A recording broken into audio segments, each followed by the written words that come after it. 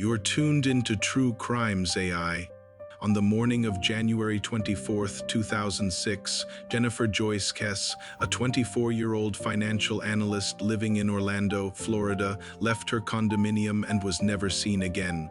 What followed would become one of the most haunting and widely discussed missing person cases in modern American history, defined by routine, silence, and a single piece of surveillance footage that raised more questions than it answered.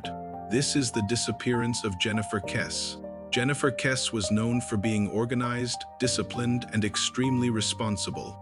She worked as a financial analyst at Central Florida Investments and had recently purchased a condominium at the Mosaic at Millenia Complex. Friends and family described her as independent and cautious, someone who followed routines closely and checked in with her parents every single day. Jennifer was not someone who disappeared without explanation. In the days before she vanished, Jennifer had returned from a vacation to St. Croix with her boyfriend, Rob Allen. On the night of January 23, 2006, the two spoke on the phone around 10 p.m. The conversation was normal. Nothing sounded wrong. Nothing suggested concern. That phone call would be the last confirmed contact anyone had with Jennifer. The following morning, January 24th, Jennifer failed to show up for work. This was immediately alarming. She had never missed work without notice.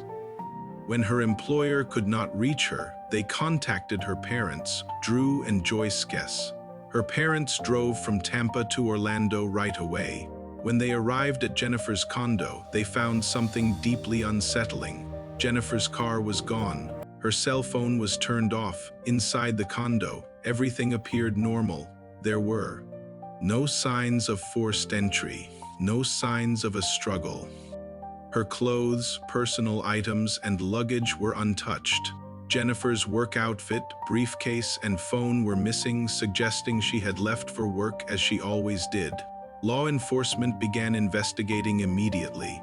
The focus was on Jennifer's routine. She typically left her condo early in the morning and walked to her car in the parking lot. That morning, investigators believe something happened within minutes of her stepping outside. 2 days later, a major break appeared, but it brought few answers. Jennifer's black 2004 Chevy Malibu was found abandoned about 1 mile away at the Huntington on the Green apartment complex. Surveillance cameras at the apartment complex captured footage of a person parking Jennifer's car and calmly walking away. The figure appeared relaxed, not rushed, and showed no visible signs of distress. But there was one devastating detail. At every critical moment, the individual's face was obscured by fence posts. Frame after frame, the person's head aligned perfectly with the bars, preventing identification. The footage became infamous and is often referred to as the unluckiest camera angle in true crime history. To this day, the person in the footage has never been identified. Bloodhounds were brought in to track Jennifer's scent.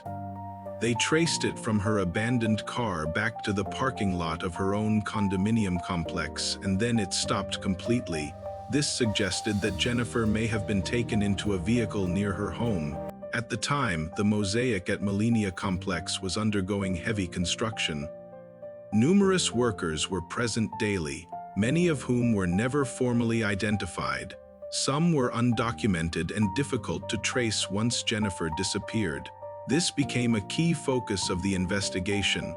Authorities explored several theories. Jennifer may have been abducted while walking to her car. She may have been targeted by someone familiar with her routine. Or it may have been a crime of opportunity by someone working or living nearby. Polygraph tests were administered, hundreds of tips were reviewed, surveillance footage from surrounding areas was examined. Despite the intense investigation, no arrests were made, no suspect was ever officially named. As months turned into years, Jennifer's parents grew increasingly frustrated. In 2011, they took a rare and bold step, gaining full access to the police files and effectively taking over the investigation.